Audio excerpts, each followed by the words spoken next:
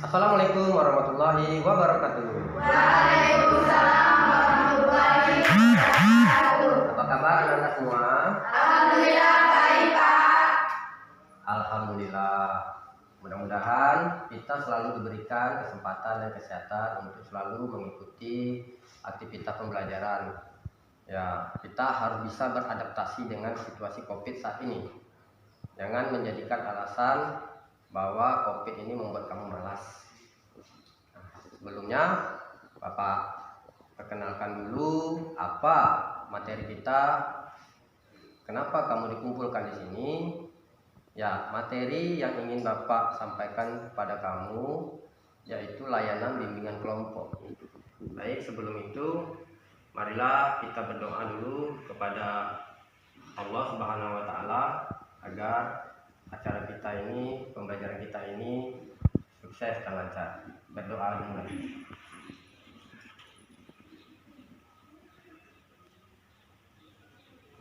Berdoa selesai. Topik yang Bapak angkat pada bimbingan kelompok ini yaitu mengatasi kejenuhan dalam belajar masa COVID-19. Tujuan umumnya, siswa mampu menanggulangi kejenuhan dalam belajar daring. Untuk tujuan khusus, yang pertama, siswa mampu menyebutkan definisi kejenuhan belajar. Yang kedua, siswa mampu menjelaskan faktor penyebab kejenuhan belajar. Yang ketiga, siswa mampu mencegah kejenuhan belajar. Ya, kamu semua kan? Nah, kita masuk ke materinya.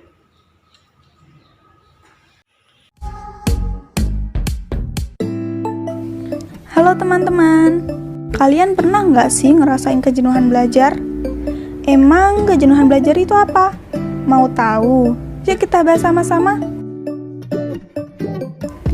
Jenuh dapat berarti jemu dan bosan, di mana sistem akalnya tidak dapat bekerja sesuai dengan yang diharapkan dalam memproses item-item informasi atau pengalaman baru. Sedangkan, kejenuhan belajar adalah suatu kondisi mental seseorang saat mengalami rasa bosan dan lelah yang amat sangat, sehingga mengakibatkan timbulnya rasa lesu, tidak bersemangat, atau hidup tidak bergairah untuk melakukan aktivitas belajar.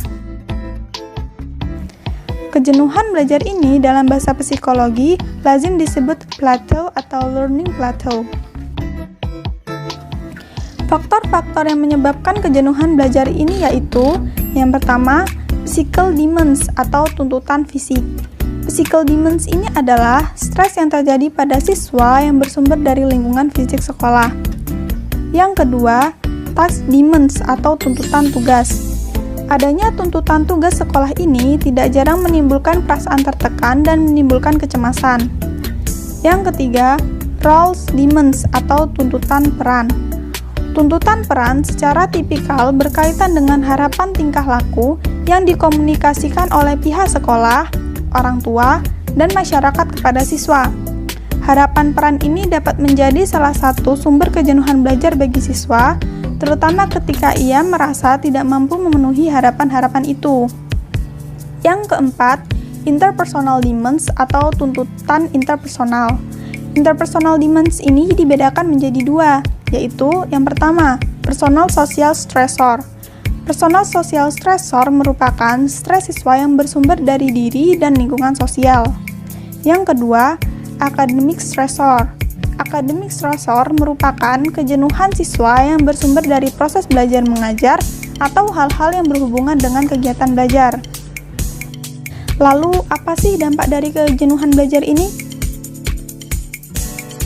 Menurut Agustin, dampak dari kejenuhan belajar ini yaitu suka marah-marah, susah tidur, tidak peduli terhadap tugas sekolah, mudah tersinggung, sering gelisah, dan merasa rendah diri. Lalu, bagaimana cara mengatasi kejenuhan dalam belajar? Untuk mengatasi kejenuhan belajar, kita dapat menggunakan kiat-kiat sebagai berikut. Yang pertama, melakukan istirahat dan mengonsumsi makanan dan minuman yang bergizi dengan takaran yang cukup. Yang kedua, pengubahan atau penjadwalan kembali jam-jam dari hari-hari belajar yang dianggap lebih memungkinkan siswa belajar lebih giat. Yang ketiga, pengubahan atau penataan kembali lingkungan belajar siswa yang meliputi pengubahan posisi meja tulis, lemari, rak buku, alat-alat perlengkapan belajar, dan sebagainya, sampai memungkinkan siswa berada di sebuah tempat baru yang lebih menyenangkan untuk belajar. Yang keempat, memberikan motivasi dan stimulasi baru agar siswa merasa terdorong untuk belajar lebih giat daripada sebelumnya. Yang kelima, siswa harus berbuat nyata atau tidak menyerah atau tidak tinggal diam dengan cara mencoba belajar dan belajar lagi. Ayo, silakan. Baiklah, permasalahan yang saya alami ketika belajar daring yaitu kalau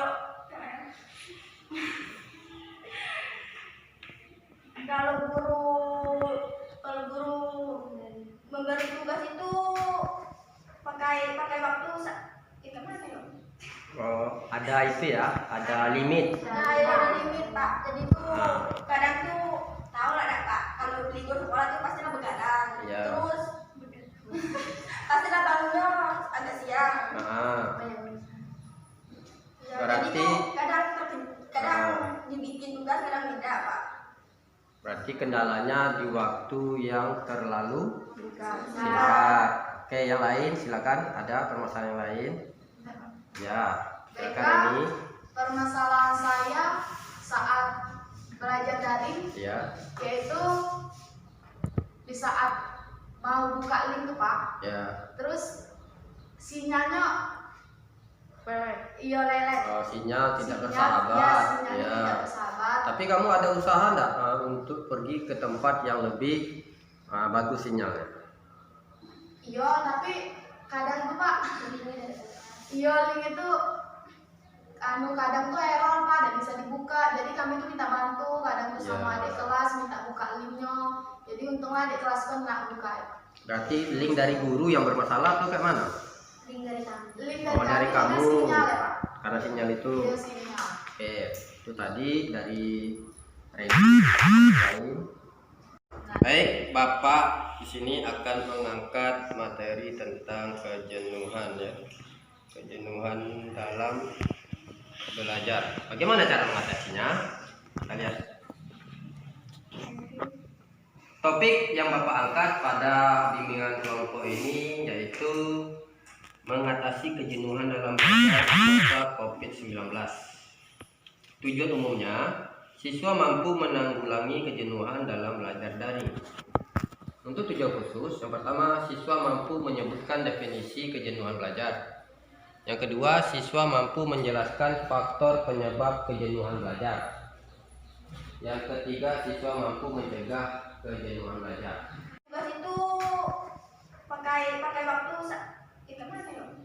Oh, ada itu ya, ada limit. Nah, ya ada limit Pak. Jadi tuh kadang tuh tahu lah Kak, kalau libur sekolah tuh pastilah begadang. Iya. Terus pastilah bangunnya agak siang.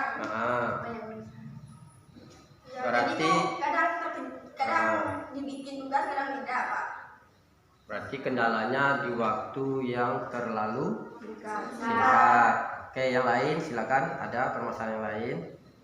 Ya, silakan ini. Permasalahan saya saat belajar daring Ya, yaitu di saat mau buka link tuh Pak, ya. terus sinyalnya lelet. Oh, sinyal tidak Sinyal bersahabat. sinyalnya Ya. tidak bersahabat. Tapi kamu ada usaha enggak untuk pergi ke tempat yang lebih bagus sinyalnya? Iya, tapi kadang tuh Pak, link itu kadang tuh error Pak, dan bisa dibuka. Jadi kami tuh minta bantu, kadang tuh sama Ya. adik kelas minta buka linknya. Jadi untunglah adik kelas kan nggak buka. Berarti link dari guru yang bermasalah tuh kayak mana? Link dari Oh, dari kami, kamu. sinyal ya Pak. Karena sinyal itu. Iya, sinyal. Oke, itu tadi dari Reni. Di sini kamu paham apa maksud dari materi kita? Paham. Tahu cara mengatasi kejenuhan? Tahu. Oke, nanti Bapak minta tanggapan kamu atas hasil diskusi kita.